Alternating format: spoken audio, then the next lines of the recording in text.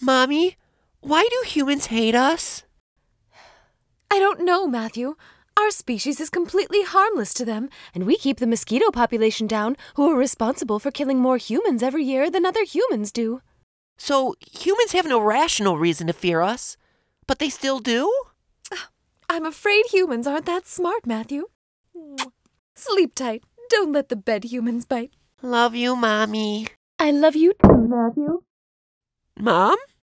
I think the hate that spiders get is a tad bit undeserved. Okay, fine, if you're in the shower and you see a spider crawling up your leg like a freaking pervert, then that's an appropriate time to freak out. But other than that, spiders are most likely not going to hurt you. Their webs are too weak to trap you, they don't know how to open doors, and there's only like a 50% chance that they're venomous. Okay, but for real, unless you live in Australia, the chances of you dying by a spider bite is pretty low. There are venomous spiders, yes, and if you're having a negative reaction to a spider bite, then you should get treatment, but a large percentage of spiders are harmless. Even the black widow, known as the most venomous spider in North America, won't kill you if you're a healthy adult. Their bite will be painful for a couple of days, sure, but you'll walk it off. That was a joke. If you get bitten by a black widow spider, then don't walk it off. Go see a doctor. And hey, if you're lucky enough, you'll get superpowers. So wait, the two most dangerous spiders in North America are the brown recluse and the black widow?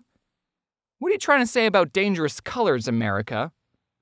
Oh wait, the great white shark's even more dangerous. Never mind. Technically, sharks are the second least dangerous animal out there besides puppies, because they don't want to eat humans. I mean, if you had to fight a spider and a shark, this shark would win. Also, spiders kill pests. According to this comic I made in 2014 and this National Geographic article, a single spider can eat about 2,000 insects a year. So if you're not a fan of flies, moths, or mosquitoes, which incidentally kill 600,000 people a year, then you're on Team Spider, because they're also not fans of them. Well, they are fans of them, but they are fans because they eat them. I'm not saying you have to be roommates with arachnids. I'm just saying that if you see a spider, don't put it through torture continuously smashing it with a blunt object. It's still moving! Kill me. Instead, get a cup and carefully place it over a spider. They're really dumb, so doing this will be super easy. Then scoop up your new best friend with a piece of paper and yeet it back into the wild with the rest of God's glorious creatures. Yeah, actually, there's a high chance that they won't make it being thrown into a completely different environment, but they should have thought of that before they decided to live in my house. Even though a spider has 8 eyes, they have terrible eyesight, so that spider that landed on your face did not do it intentionally. Some spiders that live in caves are completely blind. They don't even have 1 eye.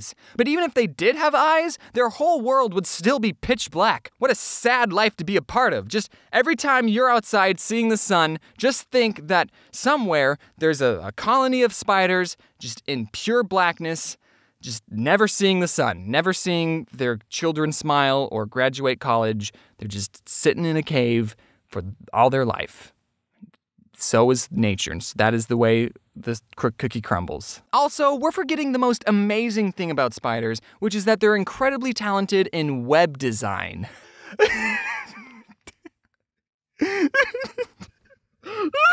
Proportionately, the silk that makes up a spider web is stronger than the fibers that make up a bulletproof vest. So next time you go to a gunfight, put on a spider web instead. The amazing thing about spider webs is that not only can they save Wilbur from being slaughtered, but it's just stupid incredible that something so small can make such an intricate shape from nothing but the material inside their own bodies. The golden silk Orb-Weaver spider has too many middle names and has enough silk inside of them to make 3 full spider webs. And it's this guy's job to pin that spider down and pull out all of its silk like some kind of spider predator. It's okay though, the documentary said he was just harmlessly immobilizing the spiders. I can't believe this is someone's job. I don't think telling people I'm a YouTuber is that bad anymore. So, what do you do for a living? I harmlessly immobilize spiders with thumbtacks and pull silk out of their abdomen to add to my ever-increasing collection. What about you? Oh, I, make YouTube videos. I see people with arachnophobia being irrationally afraid of these harmless little guys, and I just don't see the sense of fearing something that ultimately does good things for the ecosystem. But you know what we should be afraid of? Bees! Bees are terrifying! Look, they're sucking the blood out of this guy to make honey!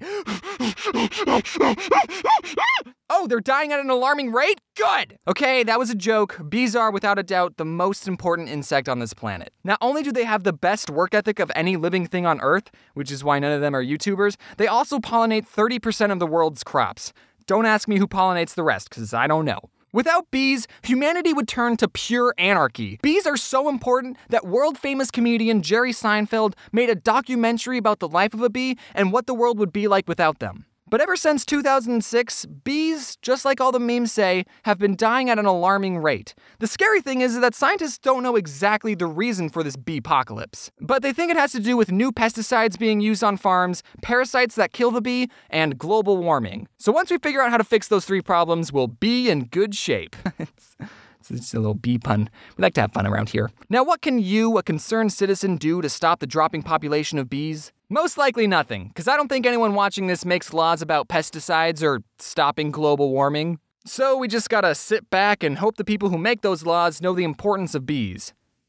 But maybe you should plant a couple flowers just to be on the safe side. The reason I have a fear of bees is that I've gotten stung by a bee not 3 times, not 4 times, but 2 times. Two times. Now, obviously, as I've grown, I see the importance of bees, and I know not to throw rocks at them. The first time I got stung, I was outside, and I guess I was playing too close to a beehive, because I got stung on my arm, and I cried a lot. The second time, I was in my backyard, barefoot, and I was walking around, and you know how sometimes when you're about to do something and your brain realizes that you're about to make a mistake, but your body is already committed to the motion and you don't have enough time to stop yourself? So I was in the middle of taking a step and I saw that I was about to step on a bee, but my body didn't have the reaction time or the motor skills to avoid the step, and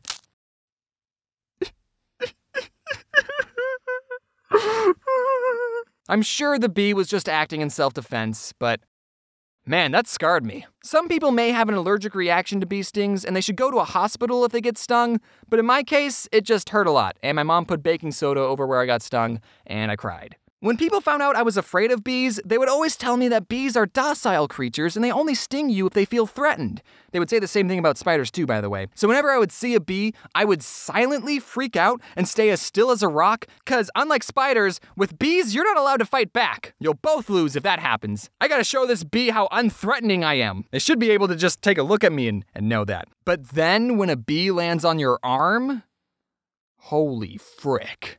That's true fear.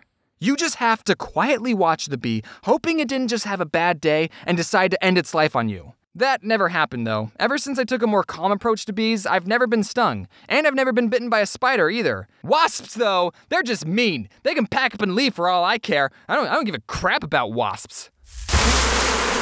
So, what did we learn?